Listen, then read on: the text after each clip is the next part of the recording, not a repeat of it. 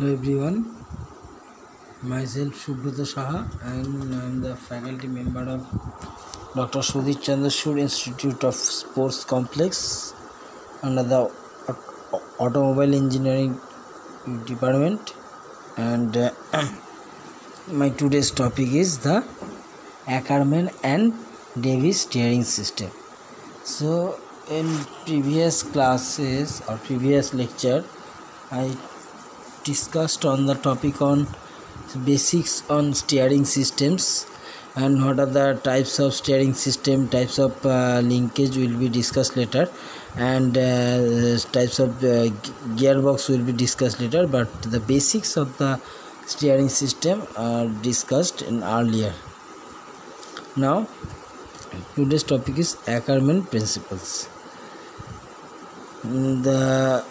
To achieve the true rolling for a four-wheel vehicles moving on a curved track, the lines drawn through the each of four wheels must intersect at the instantaneous center, that is the instantaneous centers. This point O is the instantaneous centers. The actual position in the instantaneous center constantly changes due to the alteration of the front wheel angular positions to correct the steered vehicle path. So while a driver is driving a vehicle, he is always steer maximum time he try to steer our vehicles to control in a desired path or required path. So in that conditions the front wheels are moving side by side by the steering linkage. Due to this reason the angle the actual positions of the instantaneous center, that is the point O, is not fixed for all time. It is vary on the time to time of the vehicle movement. Okay, and since you can see here, this is the front wheel positions, the direction of the vehicle and the front wheel positions of the vehicles. Okay, so what are the principles? These are the principles, that is the since both rear wheels are fixed on the same axis but the front wheel axes are independent of each other and the instantaneous centers lies somewhere along an imaginary extended line drawn through the axis of the rear axles. The Ackerman principle is based on the two front steered wheels, that is totally depend on the calculation is doing on the front wheels of the vehicle, not calculation not calculating the rear wheel positions of the rear vehicles. The original Ackerman linkage has parallel set track rod arms so that the both steered wheels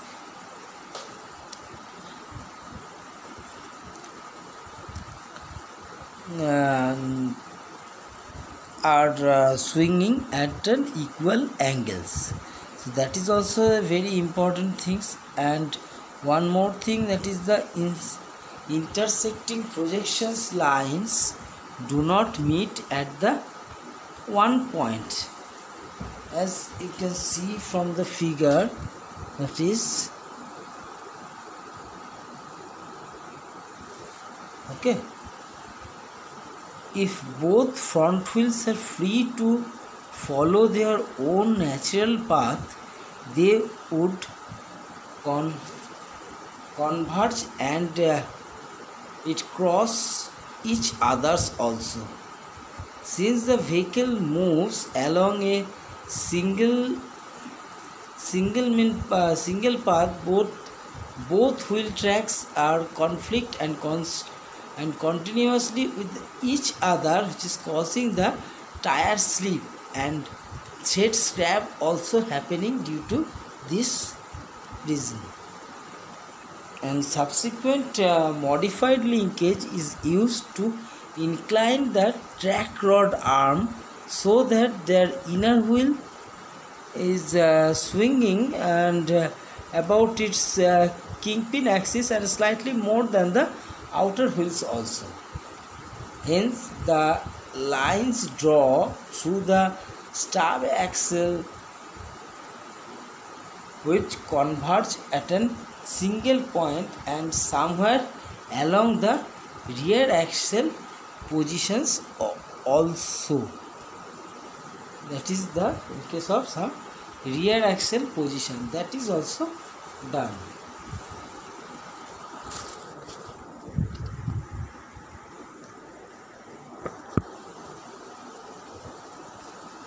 Now Ackermann linkage. This kind of linkage are generally used for Ackermann principle or Ackermann steering principles.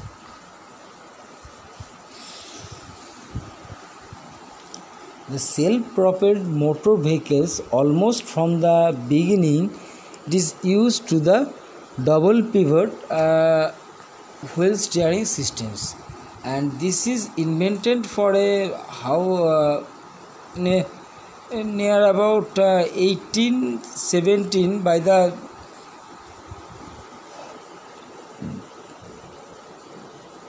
a Munich carriage builder. So that is not done by a scientist, that is basically used or invented at 1817 by the carriage builders. And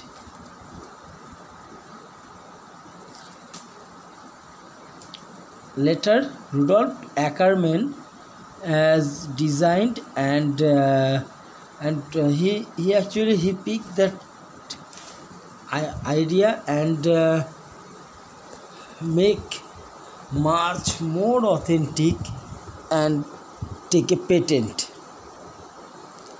on his name, that is Ackermann steering system or Ackermann linkage steering system. With this layout, the linkage of the track rod arm are set parallel to each other and a track rod joins them together. Okay.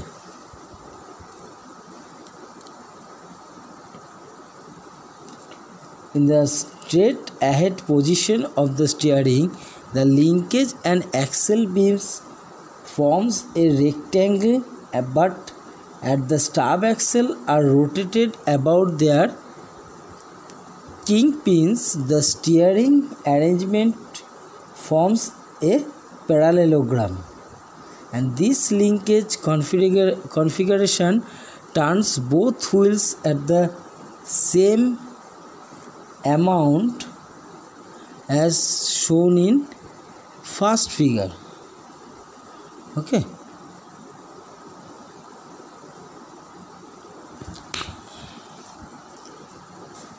The parallel set linkage position is to provide both a 20 degree and 40 degree turns for the inner and outer wheels, both 20 degree and 40 degree turns.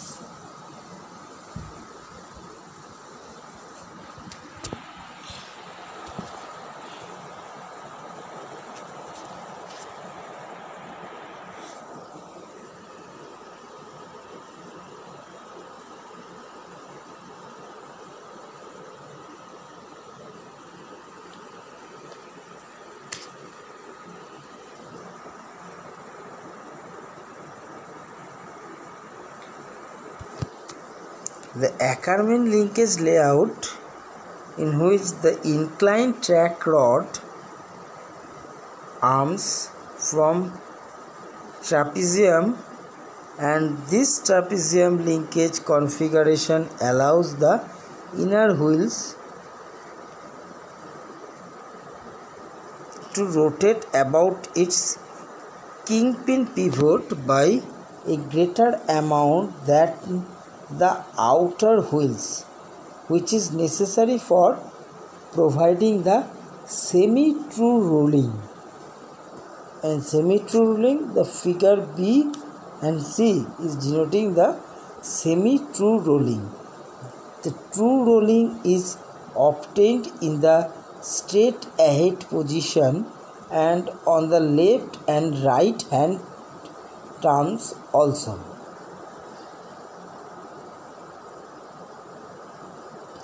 In between these three positions, only partial true rolling may be occurred. The degree of departure from the true rolling and hence the amount of tire scrap occurrence depends mainly on the ratio of the track rod to track rod arm length. So track rod to the track rod arm length ratio is also takes a important factor, and on the track rod arm angular inclination,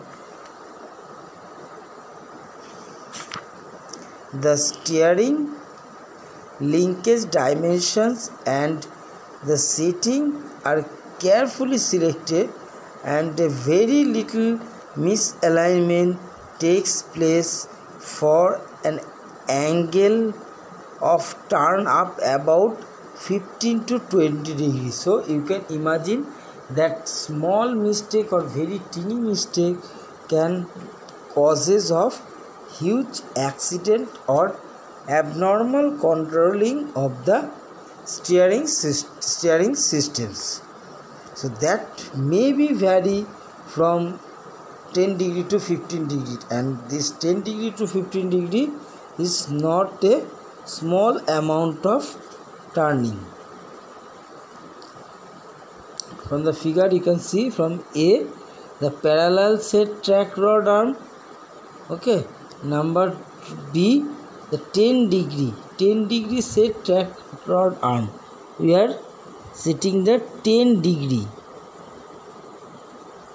and in case of and first one, the parallel set arm is the outer wheel turn 20 degree and 40 degree. This is 20 degree, this is 20 degree, and this is 40 degree. Here is also 20 40. Okay, 20 20 40. This is 20 40 for the first case, and second case, that is wheel turned at the 20 degree. You can see the wheel is turned about the 20 degree.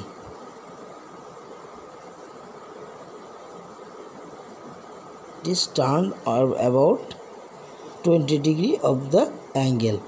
And the last one,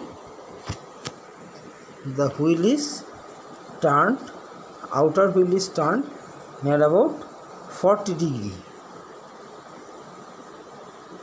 This is 40 degree turning for the outer wheels.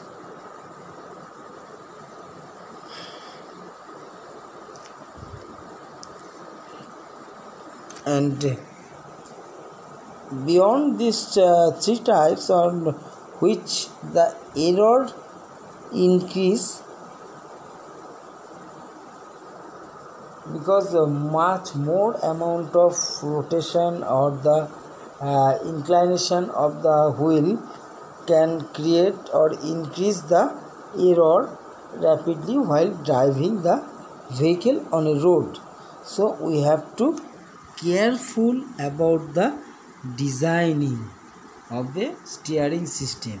If the outer wheel turn or the outer wheel inner wheel turn is much more, not only inner wheel, basically outer wheel turn, So if the outer wheel turn is much more abnormal due to the poor designing of the steering system, that will cause a big problem to steer the vehicle.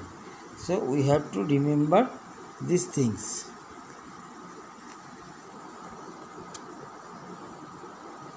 At the time of designing of a steering system.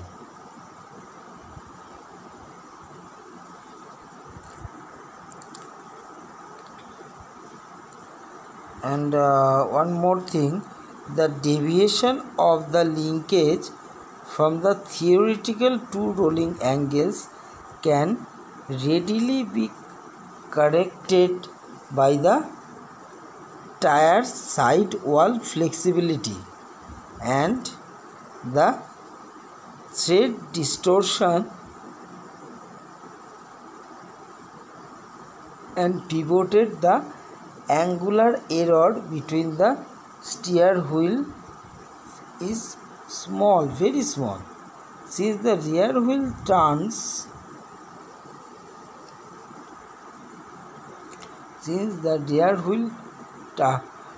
on the smaller radius than the front wheels, it is easier to control a vehicle in reverse than the forward direction while parking. So due to this, the rear wheel may be turned, or the turning radius of the rear wheel may be smaller than the front wheels. So if you see while a car is parked on a parking zone, the drivers are easy to move the vehicle or easily park this vehicle in the backward direction. So it is due to the reason of lower turning radius at the rear wheels of the vehicle. And the turning radius is also very important thing for the vehicle steering system. Turning radius that is the when vehicle is taking a turn without any lateral slip or without any kind of slip. When a vehicle is taking a turn, it may be in leftward direction, maybe in rightward direction. All wheels are rotates about a common center along the different turning cycles. If this vehicle is moving to the back, if this vehicle is moving to the backward direction, that means the turning radius of each wheel is always different. Like for wheel 1, the turning radius is the distance between point O to the wheel left side front wheel. In case of front side right wheel, the turning radius of this wheel is the greater than the left side wheel, and that is also the distance between the point O to the wheels, distance of the wheels. So, and in case of rear wheel, the turning radius is the distance. The turning radius of the left hand wheel is the distance from O to the left hand rear wheel, and the distance O to the right hand rear wheel is the turning radius for right side rear wheel. So from that diagram you can easily understand that the turning radius is very less for the rear vehicles as compared to the front as compared to the front wheels of the vehicle. So rear wheels of the vehicle has always less turning radius than the front wheel, and front wheel turning radius is the always greater than the rear wheel. So due to easy parking, the car is moving toward the backward direction while we are allowed the vehicle in a parking zone. Okay, now these are the Ackermann steering linkage, and hopefully you understand this topic. Okay, thank you.